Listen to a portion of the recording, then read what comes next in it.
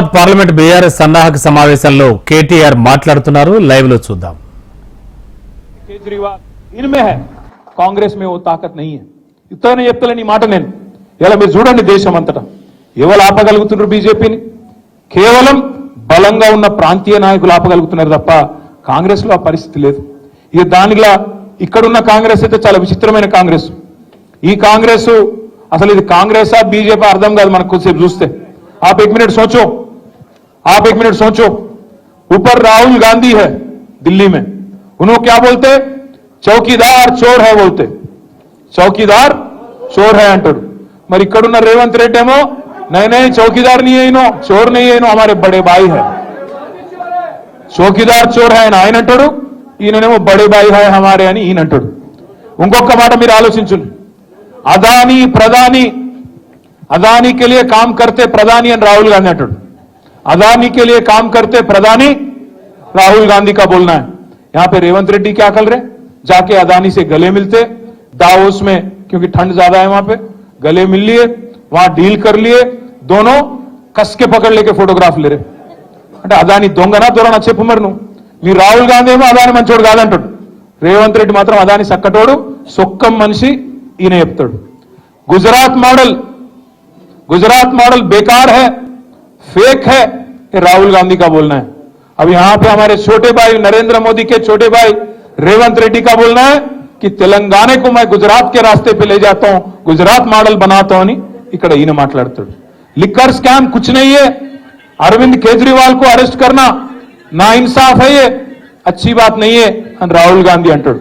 ఇక్కడ రేవంత్ రెడ్డి ఏమంటాడు? नहीं लिकर स्कैम है, कविता को पकड़ना अच्छी बात है అని ఈయన అంటాడు. కాంగ్రెస్ లోనే రాహుల్ గాంధీకి రేవంత్ రెడ్డికే ఒక శృతి లేదు. ఈయన ఇవాళ బీజేపీ పాట పాడుతున్నాడు. ఇక్కడున్న ఆయన రేవంత్ రెడ్డి మీరు యాద పెట్టుకోండి, ఇలా రాసి పెట్టుకోండి. పార్లమెంట్ ఎన్నిక తర్వాత ఈ రేవంత్ రెడ్డి అంటాడు, ఎందుకంటే కాంగ్రెస్ గెలవది పీకది, వాళ్ళతో ఏం కాదు, దేశంలో ఊదు కాలది పీరు లేవది, వాళ్ళతో ఏం కాదు. 40 సీట్లు కూడా దాటే పరిస్థితి లేదు. 40 సీట్లు దాటకపోతే వెంటనే జంప్ అయ్యే మొట్టమొదటి క్యాండిడేట్ ఈ దేశంలో ఎవడన్నా ఉన్నాడంటే ఈ రేవంత్ రెడ్డి. మళ్ళా మొత్తం ముఠా కట్టుకొని ఈ నాగేందర్ను బిగేందర్ నా అందరిని తీసుకొని బీజేపీలకు జంప్ అయ్యే మొదటి క్యాండిడేట్ ఇదే రేవంత్ రెడ్డి. మీరు రాసి పెట్టుకోండి. నేను ఇప్పటికీ ఒకసారి కాదు 10 సార్లు అన్నా ఈ మాట, ఒక్కసారి అనలే ఈ మాట 10 సార్లు అన్నా. నేను అన్న ప్రతి చిన్న మాటకు స్పందిస్తాడు రేవంత్ రెడ్డి. గిట్లనో గట్లనో అంటే అన్నిటికి స్పందిస్తాడు. కానీ బీజేపీలకు పోతావాడా, నువ్వు బీజేపీలకు పోతావు అనే ఆరోపణ నేను పెడితే 10 సార్లు అంటే కూడా ఒక్కసారి కూడా ఇప్పటివరకు ఒక్క మాట చెప్తలేడు. నేను ఓనుపై నేను జీవితాంతం కాంగ్రెస్లోనే ఉంటా అని ఒక్క మాట పొరపాటున మాట్లాడతాడా? మాట్లాడాడు. ఆయన మాటలు ఎట్లున్నాయో మీరు చూస్తున్నారు. ఏం మాట్లాడుతున్నాయన ముఖ్యమంత్రి కూడా అట్లా మాట్లాడచ్చా? సెక్రటేరియట్ పోతాడు, నేను ఇక్కడ లంకె బిందెలు ఉంటాయనుకొని వచ్చినా లంకె బిందెలు ఖాళీ కుండలు ఉన్నాయి అంటాడు.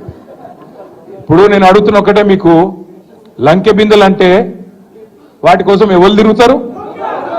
గడ్డపారలు పట్టుకొని, తటపారలు పట్టుకొని, నెత్తి మీద బట్టలు కట్టుకొని అర్ధరాత్రి దొంగలు తిరుగుతారు. మరి ఈయన ఎట్లయినా ఈయన ఏం చేస్తున్నా ఇది వరకు తెలియదు, కానీ లంకె బిందెలు అంటాడు.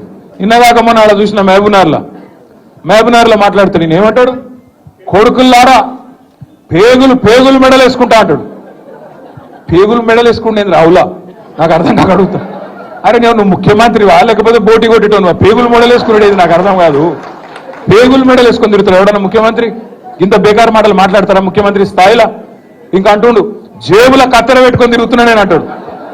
జేబుల కత్తెర పెట్టుకొని ఎవరు తిరుగుతాడే? పక్కా జేబు దొంగలు తిరుగుతాడు కాసంటోడు.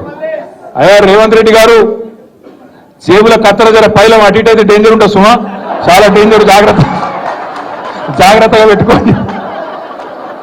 ఎందుకంటున్నా అంటే గీన మన కర్మ, మన ముఖ్యమంత్రి జేబుల కత్తెర పెట్టుకొని తిరుగుతా, మెడల పేగులు వేసుకుంటా, లంకె బిందెలు పెట్టుకొని గీవిడ అదే మన ముఖ్యమంత్రి. రైతు బంధు ఈరా మగడ అంటే అది శాత కాదు, కరెంట్ ఇయనికి శాత కాదు, మహిళా సోదరి మనలకు నెలకు 2500 ఇస్తాను, అది ఈరా భయ అంటే అది లేదు, నెలకు 4000 ఇస్తా ముసలోళ్ళ కన్నా అదేదిరా భయ అంటే అది దిక్కు లేదు, ఇదేది తులం బంగారం అన్న ఆడపిల్లల పెళ్లికి అదేదిరా అంటే అది లేదు, ఇవేవి లేవు. అందుకే దాన్ని కవర్ చేయడానికి ఏం చేస్తుండు? ఫోన్ ట్యాపింగ్ అవుతుంది అంటాడు. ఏడైతుందో ఏమైతుంది బయట పెట్టంటే మనకు చెప్పాడు. యూట్యూబ్లకు లింక్లు ఇస్తారు, యూట్యూబ్లకు మీడియాలకు లింక్లు ఇచ్చి వీళ్ళ ఫోన్ ట్యాప్ అయింది, వాళ్ళ ఫోన్ ట్యాప్ అయింది, ఇదైపోయింది, అదైపోయింది. చెయ్యి, నీ చేతులు ఉంది కదా అధికారం, ఏం చేస్తావు చెయ్యి. అద్దంటారు ఎవరన్నా? ఏమన్నా తప్పు జరిగితే విచారణ చేయి, మేము అద్దంటలేం కదా. ఎక్కడెక్కడ తప్పులు జరిగినావో తీ, ఎవరు తప్పులు చేసినో వాళ్ళ మీద చర్య తీసుకో. భయపడతాం ఎవడు కూడా ఇక్కడ భయపడ్డాడు ఎవడు లేనే లేడు.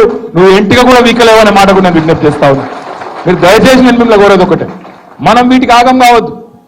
ఈ 100 రోజులల్లా అస్సలు పనిచేసే తెలివేమో లేదు, కరెంట్ ఇచ్చే ముఖం లేదు, మంచిళ్ళు ఇచ్చే ముఖం లేదు, రైతు బంద్ చేసే ముఖం కాదు, రైతులు చస్తుంటే రైతుల పొలాలు ఎండుతుంటే అలా పోయే తెలివి లేదు. ఓదికు ఇసుక దందా, ఓదికు రైస్ మిల్లర్లను పిలిచి బెదిరించుడు, ఓదికు క్రషర్లను పిలిచి బెదిరించుడు, ఓదికు బిల్డర్లను పిలిచి బెదిరించుడు. మాకు పార్లమెంట్ ఎన్నికలకు పైసలు కావాలి, ఢిల్లీకి కప్పం కట్టాలి అని 2000 కోట్లు ఇప్పటికే మెల్లగా జమ చేసుడు. ఆ జమ చేసుడు బయటికి రాకుండా ఏం చేయాలి? ఇగో ఫోన్ ట్యాపింగ్ అవుతుంది, ఇగో ఈ స్కామ్ అవుతుంది, గొర్రెల స్కామ్ అవుతుంది, బర్రెల స్కామ్ అవుతుంది అని టీవీలలో తిప్పాలి మన నెత్తులు.